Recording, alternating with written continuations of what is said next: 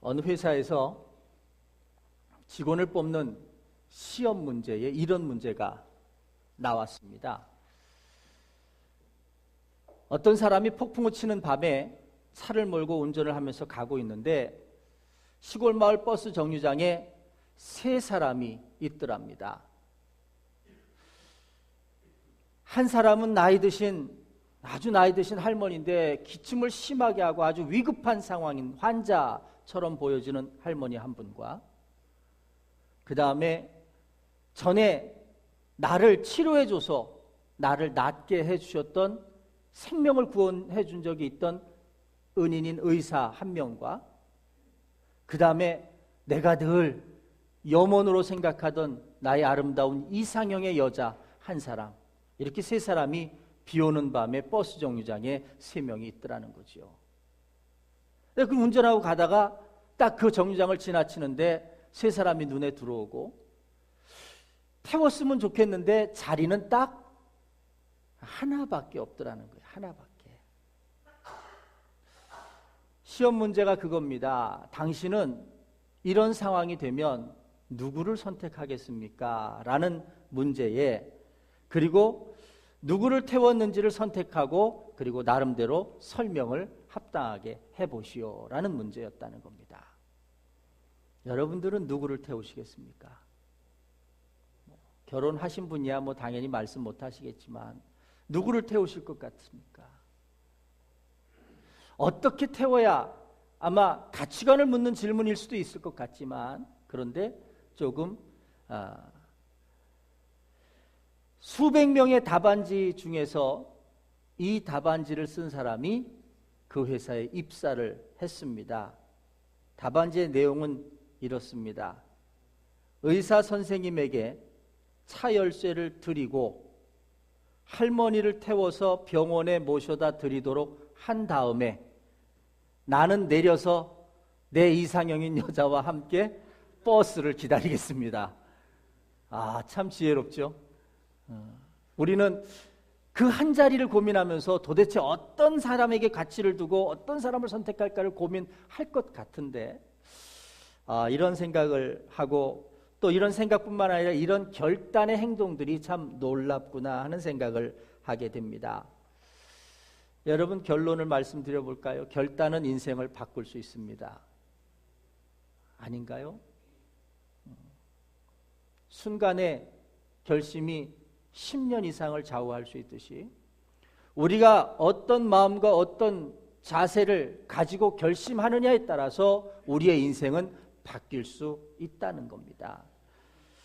그 결단의 시간에 정말 중요한 결단의 순간과 그 시간과 상황들을 설명하는 말씀이 오늘 본문의 말씀, 에스더를 통한 말씀이라는 사실을 제가 기억하고 있어서 오늘 여러분들과 함께 말씀을 나누려고 하는 겁니다. 이스라엘 백성들이 바벨론이라고 하는 큰 나라에 끌려와서 포로 생활을 합니다. 그리고는 70년의 시간이 흘러가지요. 언제쯤이나 내 나라에 돌아갈 수 있을까 생각하지만 그 일들이 좀처럼 주어지지 않았습니다. 그러다가 70년 만에 하나님께서 움직이셔서 이 이스라엘 백성들이 다 본토로 돌아갈 수 있도록 가고 싶은 사람은 가도 좋다라고 하는 선택권이 주어졌습니다. 그러나 많은 유대인들은 귀환하지 않고 그대로 그 땅에 살게 되었습니다. 왜 그랬을까는 여러 가지 우리가 상황들로서 생각을 할 수 있었던 일이겠지요. 어쨌든 삶이 좋았던, 그냥 머무르는 것이 좋았던, 그냥 변화가 싫었던, 하여튼 그냥 이대로가 좋사오니라고 생각하고 머물러 살게 됐습니다. 그런데 성경은 그때로부터 그 남아있는 민족에게 아주 심각한 절대절명의 위기가 들어 닥치는 것을 설명합니다. 이 본문인 에스더서에 따르면 지금 하나님께서 가고 싶은 사람은 다 가도 좋다라고 하는 왕의 마음을 움직여서 명령하게 되는 그 시점에 간 사람들을 빼놓고 남아있는 사람들이 정확하게 11개월 후에 전부 몰살당할 그런 위기에 빠지게 됐다는 겁니다. 하만이라고 하는 그 페르시아 왕의 다음 가는 권력자가 유대인들을 증오했습니다. 그래서 자기가 가진 권력으로 이 땅의 노예처럼 비천한 유대인들을 다 죽여버리자라고 하는 계획을 삼게 됩니다. 그런데 사실은 하만의 그 증오를 통해서도 하나님은 이 백성들을 향한 보이지 않는 하나님의 섭리를 나타내 보이시고 있다는 거죠. 하나님께서는 하나님의 자녀들이 하나님을 알지 못하는 낯선 땅, 하나님의 자녀들이 하나님을 알지 못하는 낯선 땅, 낯선 곳에서 머무며 살아가는 것을 원하지 않으십니다. 언젠가는 되겠지라고 하는 생각 속에, 그 언젠가라고 하는 끝없는 그 삶 속에 놓아두시는 것을 원하지 않으신다는 겁니다. 오늘 내 인생의 삶 가운데 다시금 하나님 앞에 나아올 수 있는, 또 내가 하나님께서 부르심을 경험하고 하나님 앞에 설 수 있는 그런 경험이 있는 분들이라면, 경험하고 하나님 앞에 설 수 있는 그런 경험이 있는 분들이라면 오늘 이 하나님의 은혜를 꼭 기억하시기를 부탁을 드립니다. 그래서 하나님께서는 낯선 이방인의 권력자인 하만을 통해서 지금 이스라엘 백성들을 핍박하되 정말 목숨이 경각에 달릴 만한 위기 가운데 핍박하고 계신다라고 하는 거죠. 결론은 하나입니다. 하나님의 백성들을 구원해 내시기 위한 하나님의 섭리다라고 하는 거죠. 그런데 이 섭리 가운데 우리가 깨닫게 되는 것은 뭐냐 하면, 하나님께서는 홀로 역사를 주관하시지 않는다는 사실입니다. 믿음 있는 사람, 또 그 적재적소에서 하나님이 배치해 놓고 쓰시려고 했던 그 사람들을 통해서 하나님의 역사를 이루어 가신다는 거죠. 결국은 에스더서 전체를 통해서 우리가 깨닫게 되는 하나님의 메시지는 뭐냐 하면, 하나님께서는 모든 하나님의 백성들의 삶을 미리 아실 뿐만 아니라 인도하시고 이끌어 가신다는 그런 사실이지요. 자, 하나님을 모르고 가신다는 그런 사실이지요. 자, 하나님을 모르는 사람들에게 있어서는 삶의 모든 과정들은 운명이라고 생각을 하고 판단을 합니다. 이런 일이 있는 거 팔자려니, 이런 일을 만나는 거 운명이려니 생각합니다. 그것이 때로는 나를 통해 역사하시기를 원하시는 하나님의 뜻을 발견치 못하는, 깨닫지 못하는 우를 범하게 된다는 겁니다. 하나님의 자녀들은 하나님을 바라보아야 합니다. 하나님의 자녀들은 문제를 만날 때마다 하나님 앞에 기도하고 문제 해결을 얻을 수 있어야 합니다. 그것이 하나님이 원하시는 방법입니다. 그런데 하나님의 자녀들이 하나님을 알지 못하고, 하나님의 자녀들이 문제를 만날 때마다 세상 방법으로, 하나님의 자녀들이 문제를 만날 때마다 세상 방법으로 해결하고 하나님을 바라보지 못하고, 기도할 때마다 세상 방법으로 해결하고 하나님을 바라보지 못하고 기도하지 않을 때는 하나님이 어떻게 하시느냐? 이 백성들에게 하나님을 바라보도록, 하나님을 향해 기도하도록 만드신다는 겁니다. 오늘 4장 우리가 10절부터 읽었지만 1절부터의 말씀을 제가 3절까지 좀 읽어드리겠습니다. 모르드게가 이 모든 일을 알고 자기의 옷을 찢고 굵은 베옷을 입고 뒤집어 쓰고, 찢고 굵은 베옷을 입고 뒤집어 쓰고 성중에 나가서 대성통곡하며 대궐 문 앞까지 이르렀으니 굵은 베옷을 입은 자는 대궐문에 들어가지 못함이라. 왕의 명령과 조서가 각 지방에 이름에 유다인이 크게 애통하여 금식하며 울며 부르짖고 굵은 베옷을 입고 재에 누운 자가 무수하더라. 자, 제가 먼저 말씀을 드렸죠. 하나님께서 포로 생활을 하고 있는 이스라엘 백성들에게 왕의 마음을 움직여서 이제는 너희들의 고향으로 돌아가도 좋다. 우리 같으면 이게 웬일이냐, 이게 웬 축복이냐 하고 저마다 다 짐을 싸고 돌아갔을 테지만, 문제는 돌아간 숫자는 불과 몇만 명에 지나지 않고 그 수십만 명에 달하는 숫자는 그대로 그 바벨론 땅에 남아 있었다는 사실이죠. 이것이 무엇을 의미하느냐 하면 하나님의 백성들이 하나님을 잃어버리고 세상이 주는 편안함과 세상이 주는 즐거움 속에 빠져서 하나님을 떠난 삶을 살고 있더라는 겁니다. 그때 하나님께서 하만과 모르드게의 관계를 통해서 이스라엘 백성을 멸하려는 계획을 가지셨다고 제가 말씀을 드렸죠. 자, 이 사실을 4장 1절에 보면 모르드게가 이 일을 알게 된 것입니다. 이거 큰일 났습니다. 왕 다음 가는 권력자가 나를 미워할 뿐만 아니라 우리 히브리인 유대인들을 다 죽이려고 하는 음모를 계획하고 있다. 사면초가 이르러 있다. 이러다가 우리는 정말 이 낯선 고향 땅에서 돌아가라고 하는 말씀을 한번 제대로 실천해 보지도 못하고 죽게 생겼다. 이런 절망 가운데 있었다라고 하는 거죠. 그런데 이때 여러분 3절의 말씀에 보면 뭐라고 기록되어져 있느냐 하면 유다인이 크게 애통하며 금식하며 울며 부르짖고 굵은 베옷을 입고 재에 누운 자가 무수하더라 하는 거죠.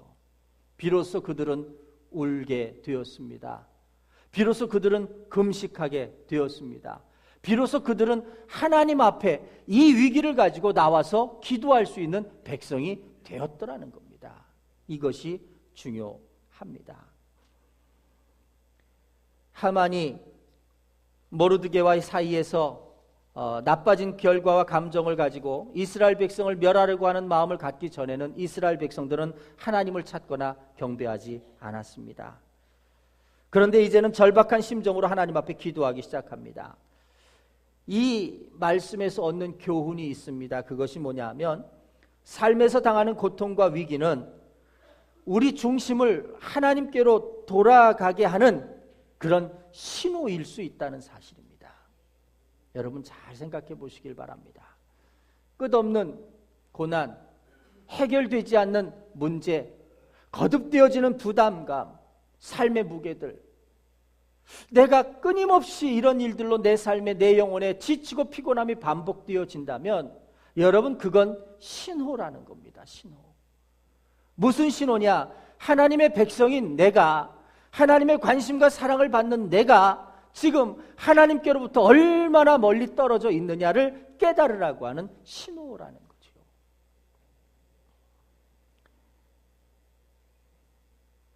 문제는 그렇습니다. 신호를 받지만 그러나 그 문제를 해결하는 데는 여전히 장벽 가운데 막혀 있다는 겁니다. 모르드게도 상당한 권력자였습니다. 그런데도 그는 지금 그 문제를 해결할 수 있는 하만의 직속상관이 되는 왕 앞에 나아갈 기회를 얻지 못합니다. 성문은 굳게 닫혀 있었습니다. 그를 위해서 누구도 성문을 열어줄 생각을 하지 못합니다. 열릴 리가 없습니다.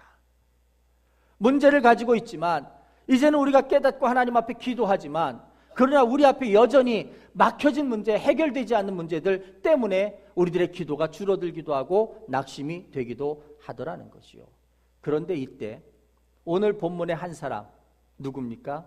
에스더가 그렇게 눈물을 흘리며 후회하며 들어가지 못하는 그 왕궁 안에 어여치 왕비의 자리에 서 있는 에스더라고 하는 한 여인이 있었다라고 하는 거죠.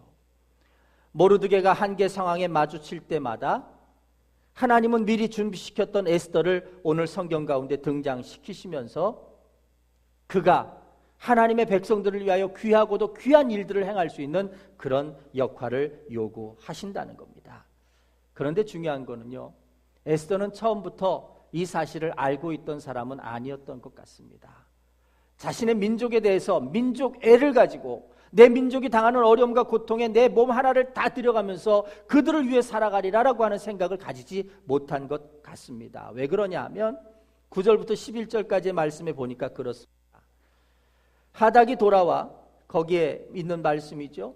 모르드게의 말을 에스더에게 알림해 에스더가 하닥이 이르되 너는 모르드게에게 전하기를 왕의 신하들과 왕의 각 지방 백성이 다 알거니와 남녀를 막론하고 부름을 받지 아니하고 안뜰에 나가서 왕에게 나가면 죽이는 게 법이다 하는 거죠. 죽이는 게 법이다. 왕이 부르지도 않았는데 왕비가 아무리 귀하다고 해서 왕 앞에 불쑥불쑥 나갈 수가 없는 게 그들의 법입니다. 만약에 왕이 그렇게 나온 왕비를 그 가지고 있는 지팡이, 규라고 하는 그 지팡이로 그 여인의 죄를 용서했다고 하는 표시를 하지 않으면 그냥 군인들이 끌고 가서 처형해도 아무런 문제가 되지 않는 법이 그랬다는 겁니다. 뿐만 아니라 또 에스더는 뭐라고 하닥에게 전하라고 이야기했느냐면, 내가 지금 내 상황이 왕이 나를 얼마나 사랑하는지도 내가 지금 감을 잡을 수가 없다. 왜냐하면 왕을 만난 지, 왕이 나를 부른 지 벌써 30여일이 됐다는 거예요. 비록 왕비지만 도대체 왕에 관심이 있는지, 왕이 나를 사랑하는지 그것조차 측량할 수 없을 만큼 30일 동안 나를 부른 적이 없는데, 여러분, 이 이야기는 무슨 이야기일 것 같습니까? 내 민족의 위기와 죽음 앞에 내가 목숨을 바꿀 만한 이유를 찾지 못하겠다는 겁니다. 내가 그런 위험한 일에 나를 버리거나 나를 포기하거나 나를 내려놓기가 쉽지 않다는 이야기입니다. 못하겠다는 이야기죠. 그 상황을 보면 에스더가 사실은 처음부터 준비된 사람은 아니었다. 그 마음속에 그것을 깨닫고 있는 사람은 아니었다라고 하는 걸 확인하게 되는 겁니다. 우리 인생이 그렇습니다. 어떤 위기와 또 고통 가운데 내가 이득이 없어도 나를 희생하고 나를 내어주고 내가 쓰임받고 헌신하는 그런 삶의 모습, 사실은 쉬운 모습은 아니라고 하는 겁니다. 보다 높은 가치, 보다 높은 어떤 뜻, 그리고 너무나도 귀중한 그 한 가지가 있어야 되는 것이 사실이다라고 하는 겁니다. 70년대, 80년대를 지나면서 가난한 서민의 삶을 대변하고 민중을 깨우치기 위해서 평생을 살았던 신부님이 암에 걸려서 노후에 병원에 입원을 했습니다. 그런데 이제 그 짤막한 글이었지만 그런 겁니다. 그 신부님을 간호하던 의사와 간호사들이 한마디로 말해서 그 신부님을 보고 존경의 마음이 싹 사라지게 됐다는 거죠.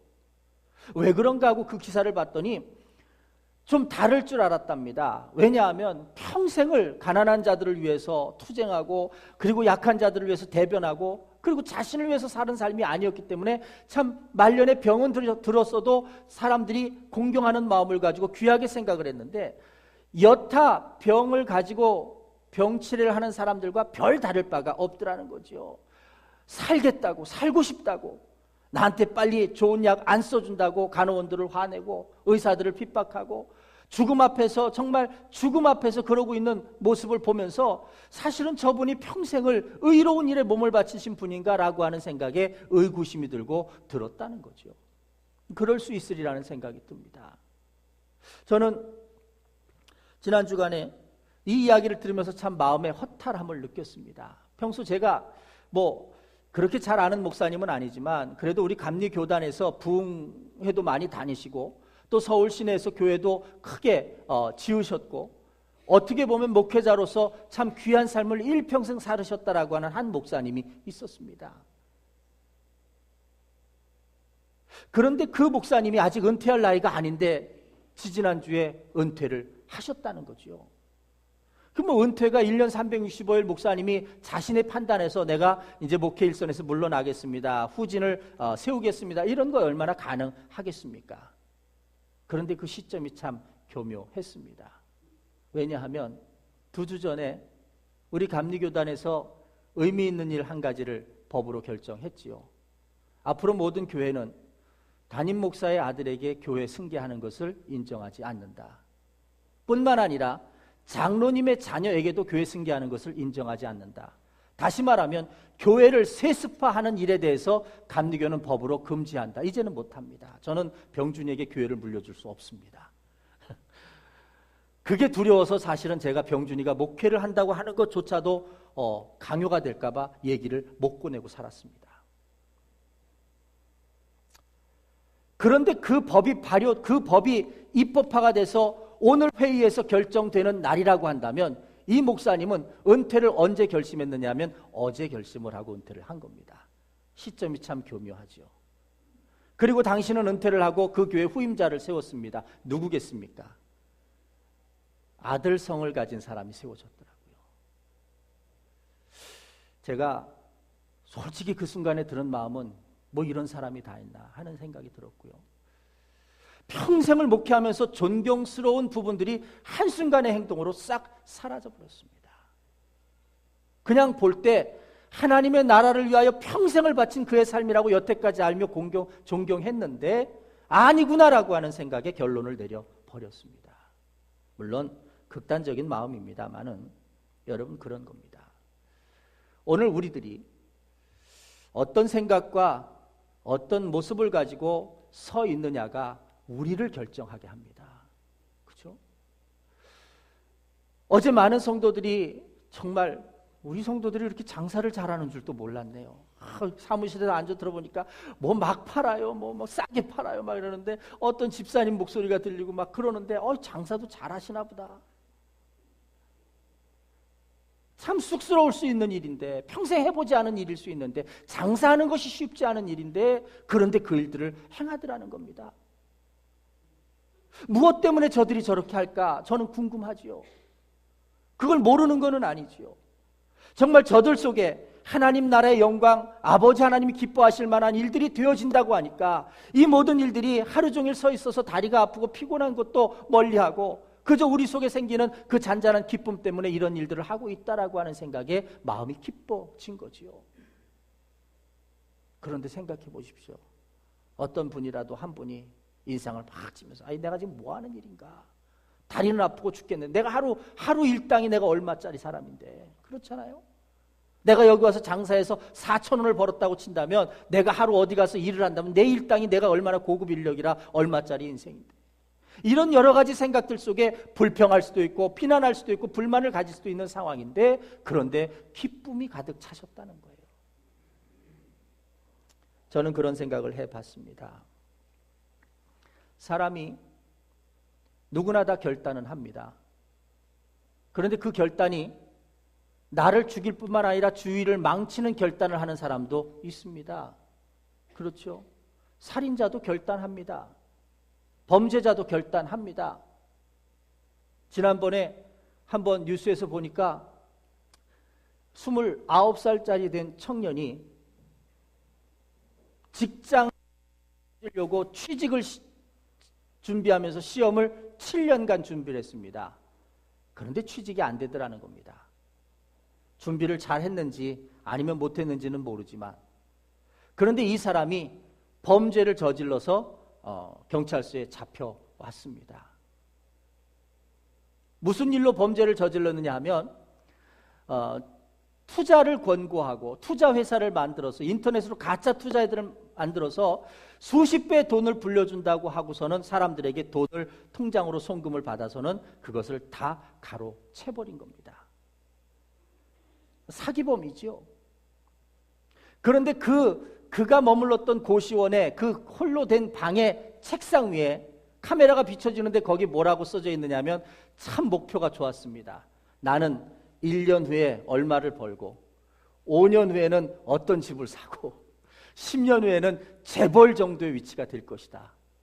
그 목표가 나쁘다고 말할 수는 없겠지만 악한 결심과 악한 결단을 가지고 행한 그 끝은 결국 쇠고랑을 차고 감옥에 들어가는 일을 벌여놓게 되는 거죠. 오늘 제가 여러분들에게 말씀드리고자 하는 아름다운 결단과 아름다운 결심은 여러분 우리가 가진 여러 가지 생각들 속에 행하는 결심과 결단은 실수도 될 수 있고 실패도 될 수 있지만 하나님 안에서 이루어지는 결심과 하나님 앞에서 이루어지는 결단은 아름답고도 놀라운 결단이 될 수 있다라고 하는 사실인 거죠. 오늘 본문은 그 이야기를 하고 있는 겁니다. 저는 본문을 읽으면서 참 하나님 앞에 감사한 상황이 뭐냐 하면 그런 겁니다. 모르드게가 그가 해결할 수 있는 문제였다면 해결했겠지요. 그런데 그는 여전히 왕의 궁궐 앞에서 그 문을 들어가지 못하는 신세로 그 문제의 한계 상황을 만들어 놨습니다. 아무리 눈물을 흘리고 죄를 뒤집어 쓰고 발버둥을 쳐도 왕에게 그 뜻이 전달되지 않았습니다. 그런데 이 백성을 사랑하시는 하나님의 섭리는 이미 그 이전에 그 왕비 에스더를 왕 옆에, 그것도 지금 에스더가 들어가지 못하고 문제 해결을 하지 못하는 그 성 가운데 안에 들여놨더라는 사실입니다. 하나님의 사람들은 이 사실을 기억하고 인지하고 살아가는 것이 하나님의 사람들입니다. 제가 못하는 일이 있을 수 있습니다. 그런데 하나님의 역사를 이루심에는 내가 못할지라도 또 다른 하나님의 계획으로 내가 못하는 영역 안에 사람을 놓아놓고 하나님의 역사를 이루게 만드시더라는 겁니다. 이것이 하나님의 방법이라는 거죠. 모르드게가 방법이 막히니까 하나님은 또 달리 준비시켜 놓은 에스더를 통해서 그 문제를 해결하게 만드시더라는 거죠. 여러분, 우리 서로가 소중해야 하는 이유가 여기 있습니다. 우리가 서로 믿음 안에서 아름답게 연합하고 공동체를 이루어가야 되는 뜻도 여기에 있다라고 하는 겁니다. 이 사실을 우리가 기억해야 한다라고 하는 거죠. 우리의 모든 수고는 하나님의 목적과 또 하나님의 뜻에 맞추어져 있어야 합니다. 이것이 분명해야 진짜 교인이 될 수 있는 겁니다. 무엇을 행하든, 내가 지금 무엇을 행하든 하나님이 원하시는 일인가, 하나님이 기뻐하시는 일인가, 내가 진정한 목적과 의미가 맞고 있는가를 분명히 생각해 볼 수 있는 여러분들이 되시기를 바랍니다. 에스더는 우리들에게 두 가지를 도전하게 합니다. 그 두 가지가 뭐냐면, 하나는 우리는 어느 때 어느 순간에 목숨을 건 선택을 해야 할 때가 있다는 겁니다. 왜냐하면 하나님께서 나를 하나님을 아는 하나님의 백성으로 어느 자리엔가 세워 놓으셨다면 하나님의 큰 섭리 속에서 어느 순간에는 내가 일어나야 할 때를 만들어 놓으셨다는 겁니다. 여러분 한번 생각해 보세요. 지금 모르드게가 모든 방법이 성 밖에서 막혀 있을 그때에 오늘 이 에스더가 난 그래도 못하겠어. 내가 왕 앞에 나갔다가 죽어버리면 무슨 의미가 있겠어. 나라도 살아야 되지 않겠어. 뭐 이런 생각을 가지고 그 모르드게의 요청을 거절했다고 생각해 보십시오. 어떤 일들이 일어났을까?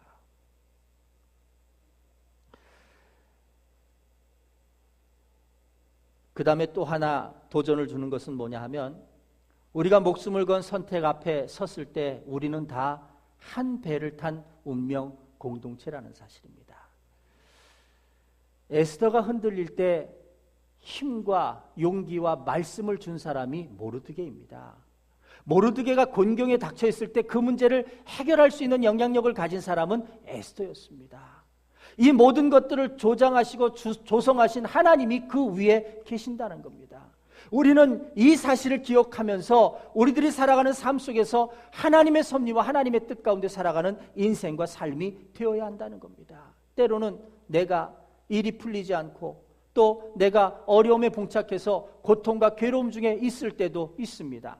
그러나 하나님은 결코 포기하지 않으실 뿐만 아니라 나를 고아와 같이 버려두지 아니하실 것입니다. 다른 손길, 다른 방법을 이미 준비해 놓으셔서 그를 통해서 또 다른 역사와 또 다른 일들을 이루어 내신다는 겁니다. 오늘 말씀에 분명한, 놓치기 쉬운 한 가지가 있습니다. 그게 뭐냐 하면, 에스더가 망설이잖아요. 나는 지금 그럴 상황이 아닌데 내가 무슨 힘이 있어요? 난 못할 것 같아요. 망설이는 그때 14절에 보면 모르드게가 뭐라고 이야기를 하냐면 이런 이야기입니다. 내가 만일 잠잠하여 말이 없으면 유다인은 다른 데로 말미암아 노임과 구원을 얻으리라는 겁니다. 자, 보세요. 모르드게가 지금 이 모든 상황의 끝이라고 생각할까요? 아니라는 겁니다.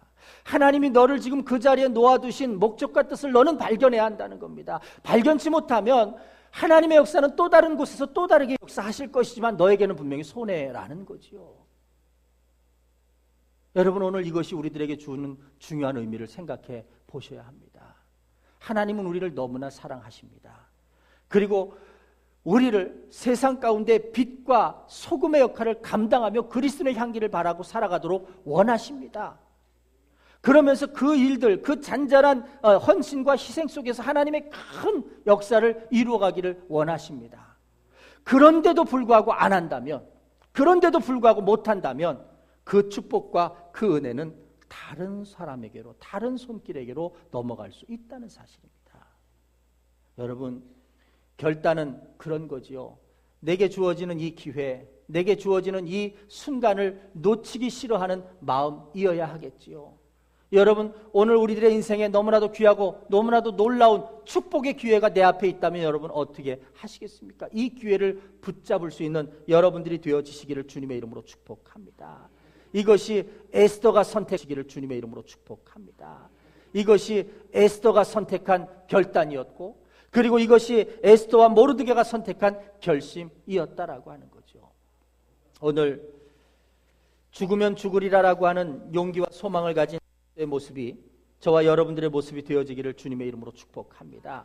하나님의 나라를 발견하고 내가 그곳을 향하여 쉼없는 걸음으로 함께 세워져가는 아름다운 삶인 것을 깨닫고 나아가실 수 있는 여러분들이 되시기를 바랍니다.